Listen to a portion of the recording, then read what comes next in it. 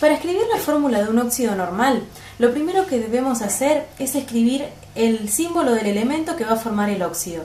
Por ejemplo, si queremos formar el óxido de calcio, vamos a escribir el símbolo del calcio y luego el símbolo del oxígeno. En segundo lugar, tenemos que verificar que la suma algebraica de los estados de oxidación de los elementos que forman el compuesto sea igual a 0. En este caso, para los óxidos normales, el estado de oxidación del oxígeno es menos 2. El calcio siempre actúa con estado de oxidación más 2. En este caso, entonces, la suma algebraica de los estados de oxidación de los elementos es igual a 0. Por lo tanto, esta es la fórmula del óxido de calcio. Si tenemos que escribir la fórmula, por ejemplo, del óxido de cloro, uno de los óxidos que forma el cloro, vamos a escribir nuevamente primero el elemento que va a formar el óxido, el cloro, y luego el oxígeno. El cloro puede actuar con distintos estados de oxidación. Cuando se combina con el oxígeno puede actuar con más 1, con más 3, con más 5 y con más 7. Supongamos que queremos formar el óxido que forma el cloro cuando actúa con más 5.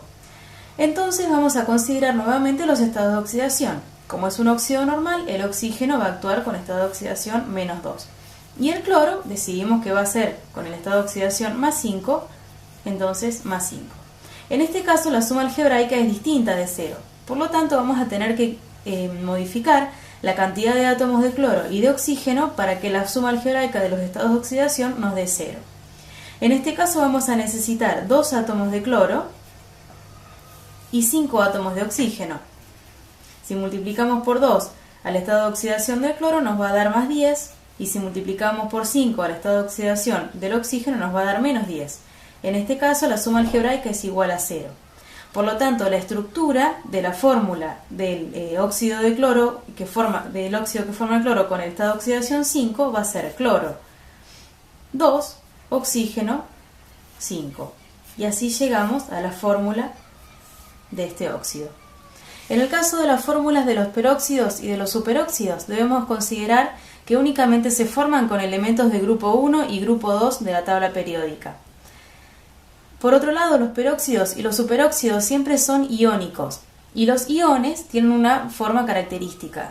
El ion peróxido es oxígeno 2, en donde cada oxígeno actúa con estado de oxidación menos 1, por lo tanto la carga de este ion es menos 2.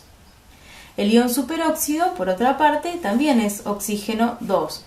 Como cada oxígeno actúa con estado de oxidación menos 1/2, la carga del ion es menos 1. Para formar los peróxidos y los superóxidos debemos proceder de la misma manera que para los óxidos normales.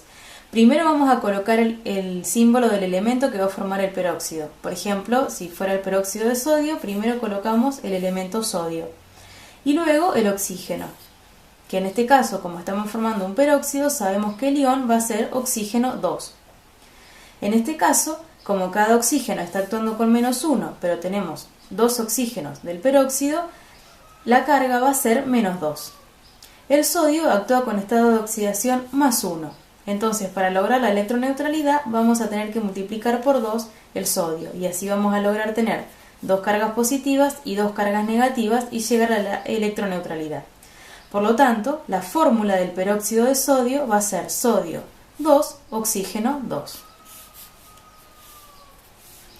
En el caso de los superóxidos, vamos a proceder de la misma manera. Si tenemos que formar el superóxido de calcio, por ejemplo, que es de grupo 2, vamos a colocar primero el símbolo del calcio y luego el ion superóxido.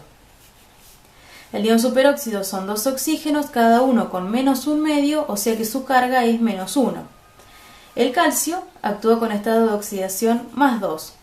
Por lo tanto, vamos a necesitar multiplicar por 2 al ion superóxido para llegar a la electroneutralidad.